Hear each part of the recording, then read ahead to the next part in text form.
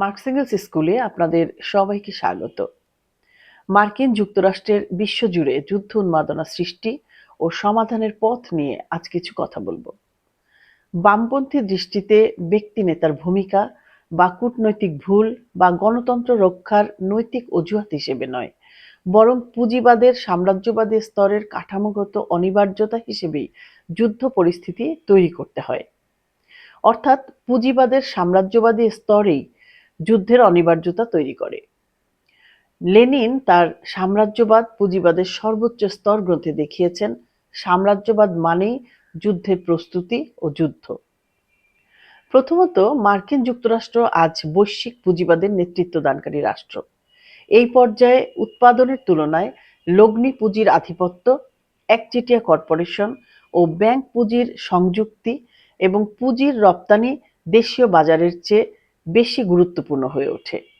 এই পুঁজি নিরাপদ বিনিয়োগ, নতুন বাজার, সস্তা শ্রম এবং কাঁচামাল দখলের জন্য সামরিক শক্তির উপর নির্ভরশীল হয়। ফলে যুদ্ধ ও যুদ্ধের হুমকি সাম্রাজ্যবাদের স্বাভাবিক অস্ত্র।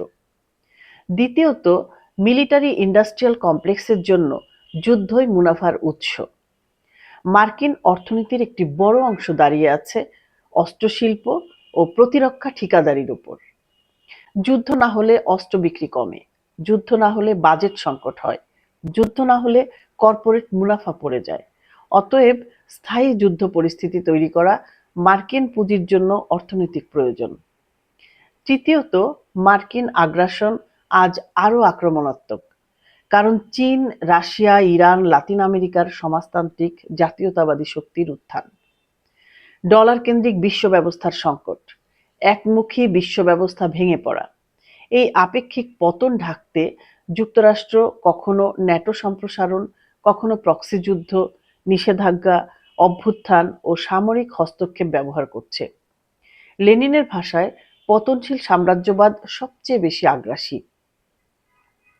চতুর্থত, দেশের ভেতরে বেকারত্ব, বর্ণবৈষম্য, স্বাস্থ্য ও শিক্ষা সংকট, শ্রমিক আন্দোলন এসব থেকে জনগণের দৃষ্টি সরাতে বাহ্যিক শত্রু তৈরি করা হয়। মার্ক্সবাদী ভাষায় এটি হলো বাইরের শত্রুর বিরুদ্ধে জাতীয় ঐক্যের মিথ তৈরি করে অভ্যন্তরীণ শ্রেণীদ্বন্দ্ব চাপা দেওয়া। পঞ্চমত, গণতন্ত্র ও মানবাধিকার হচ্ছে সাম্রাজ্যবাদী মুখোশ। যেখানে মার্কিন স্বার্থ আছে সেখানে তারা বলে গণতন্ত্র বিপন্ন, যেখানে নেই সেখানে স্বৈরশাসনেও তাদের কোনো সমস্যা নেই। ইরাক, আফগানিস্তান, লিবিয়া, ভেনেজুয়েলা, ফিলিস্তিন সবখানেই দেখা যায় মানবাধিকারের ভাষা আসলে আগ্রাসনের আদর্শিক অস্ত্র। প্রশ্ন হচ্ছে, সাম্রাজ্যবাদী যুদ্ধের সমাধান কি? বামপন্থী দৃষ্টিতে যুদ্ধ উন্মাদনায় সমাধান জাতিসংঘ সংস্কার বা কূটনৈতিক আবেদন নয়, বরং সাম্রাজ্যবাদী পুঁজি ব্যবস্থার অবসান। লেনিন স্পষ্ট করেই বলেছেন, যুদ্ধের বিরুদ্ধে সংগ্রাম মানেই পুঁজিবাদের বিরুদ্ধে সংগ্রাম।